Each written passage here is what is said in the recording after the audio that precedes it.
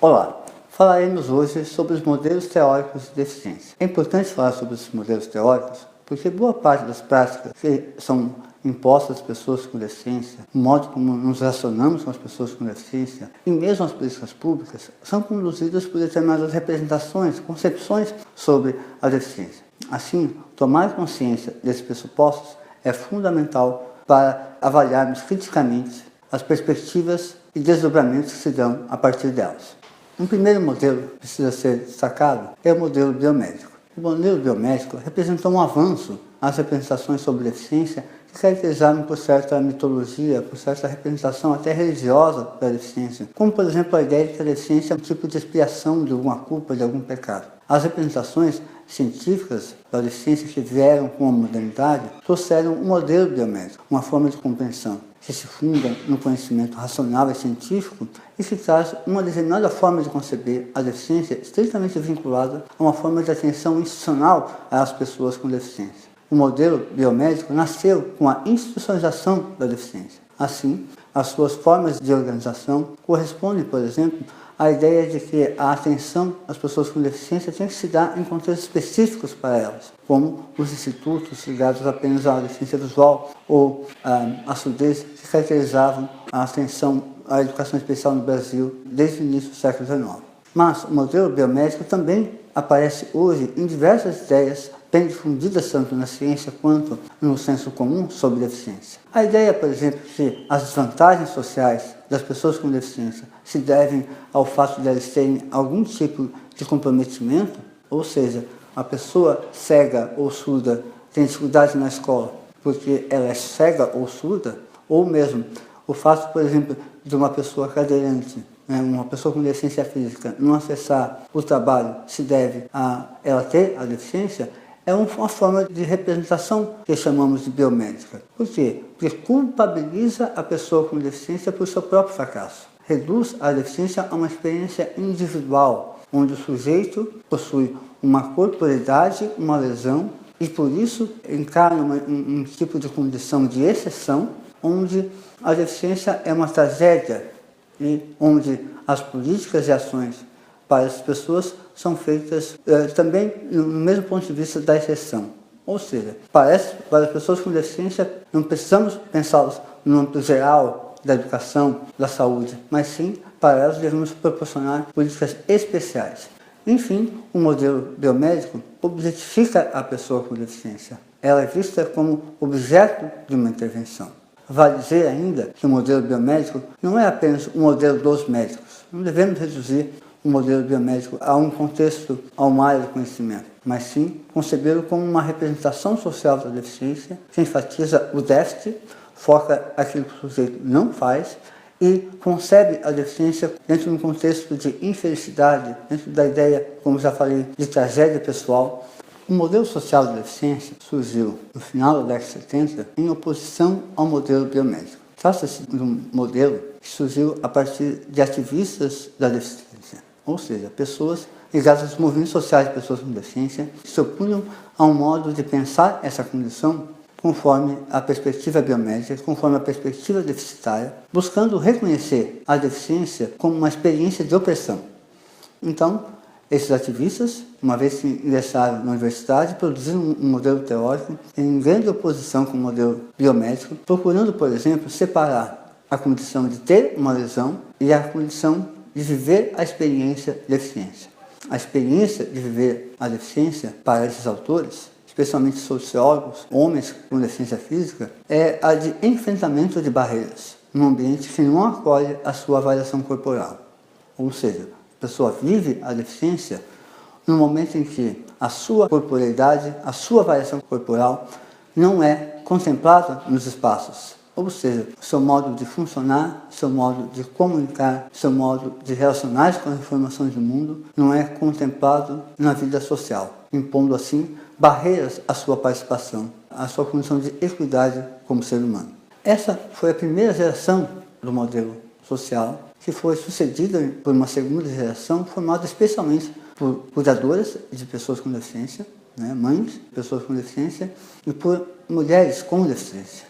que fizeram uma crítica bastante interessante, ao mesmo tempo reconhecendo os avanços da primeira geração, como por exemplo a compreensão da deficiência como uma forma de opressão social, como tendo em parte a experiência de viver num ambiente que não acolhe a sua variação corporal, mas também avançaram, teoricamente, reconhecendo também o fato de que a corporidade, a deficiência e a sua dimensão, portanto, corporal, também produz uma forma de identidade. A deficiência, além de ser uma experiência de enfrentamento de barreiras na sua relação com o mundo, ele produz, como parte da sua personalidade, por exemplo, uma identidade na deficiência. Assim, as teóricas feministas da deficiência produziram uma série de conceitos que valorizam o fato de que as pessoas com deficiência também possuem uma identidade na deficiência, assim como uma identidade de gênero, assim como uma identidade de classe, assim como uma identidade étnico-racial. As teóricas feministas com deficiência propuseram uma crítica à primeira geração de autores do modelo social a partir da noção de interdependência. Ou seja, aquilo que os primeiros teóricos queriam omitir do seu modelo teórico, o fato, por exemplo, que muitas pessoas com deficiência são dependentes para algumas atividades de vida diária, como comer, como levantar-se, como banhar-se, era algo que a primeira geração evitou comentar, buscando dar maior visibilidade para as barreiras do ambiente, para a dimensão pública da experiência da deficiência. As feministas com deficiência procuraram demonstrar que a diversidade no contexto da deficiência é grande e que há pessoas que demandam cuidados. E que, ao invés de simplesmente levantarmos a bandeira de que a igualdade seria uma conquista por meio da mera remoção de barreiras, propuseram a noção de que a conquista da igualdade passava por conquistas mais amplas e pelo reconhecimento da diversidade da experiência da deficiência e da sua heterogeneidade. E que algumas pessoas conquistariam, portanto, a igualdade, também tendo acesso, por exemplo, a formas de cuidado e a formas de acessibilidade que lhes garantiriam os mesmos direitos. Assim, a conquista da igualdade passa pelo reconhecimento dessa diversidade no contexto da deficiência, e essa diversidade inclui a necessidade de cuidados e também, como ressaltam essas teóricas, a experiência da dor. A demanda de cuidados, a experiência da dor, porque são coisas comuns entre pessoas com deficiência, como por exemplo a paralisia cerebral, era algo que precisaria ser evitado pelos teóricos da primeira geração, que não queriam que se lavasse roupa suja em público, ou seja, que os temas do mundo privado, né, como a dependência de cuidados e como a dor, não poderiam vir a público num modelo teórico, porque ameaçariam o pressuposto de que as pessoas com deficiência, de que o foco deve ser o contexto e não a atenção individual. Mas isso, para as teóricas feministas, não era um problema, porque elas propuseram o princípio da interdependência. Todos nós somos pessoas que, em algum grau, precisamos do outro. Então, o grande salto da primeira para a segunda geração do modelo teórico é o reconhecimento da maior heterogeneidade da experiência da deficiência, o fato de que algumas pessoas demandam de cuidados e que isso é inerente à condição humana. Aliás, um pressuposto bastante interessante da segunda geração é justamente a compreensão de que a própria deficiência é uma experiência humana e não de alguns. Ou seja, assim como a criança nasce demandando maiores cuidados e precisando, por exemplo, de suporte para caminhar, ou a criança nasce, obviamente, sem falar, mesmo sem enxergar direito, e aos poucos vai amadurecendo essas funções, os idosos também vão perdendo funções. A compreensão de que a deficiência faz parte do ciclo de vida humano foi um salto importante e tem um efeito conceitual fundamental em fazer com que pessoas com essa deficiência não sejam vistas a partir de uma fronteira estanque. Uma vez que a deficiência é reconhecida como parte do ciclo de vida humano, então todas as lutas em prol da acessibilidade e da inclusão vão ser vistas como beneficiando a todos. A inclusão tem essa concepção, ou seja, nós pensar a deficiência como parte do ciclo de vida humano é um pressuposto com um potencial muito grande para a promoção da inclusão das pessoas com deficiência e da identidade entre pessoas com e sem deficiência. O último modelo teórico que merece destaque nessa aula é o modelo biopsicossocial proposto pela Organização Mundial de Saúde. A Organização Mundial de Saúde, na ocasião da produção de sistemas de classificação da funcionalidade, buscou coordenar um modelo biomédico e um modelo social, criando um modelo biopsicossocial. Usando alguns elementos da teoria sistêmica de Talcott Parsons e também buscando coordenar as conquistas do modelo biomédico, assim como as perspectivas do modelo social, construiu um sistema de classificação da deficiência que se traduz na Classificação Internacional de Funcionalidade e Capacidade de Saúde, a CIF.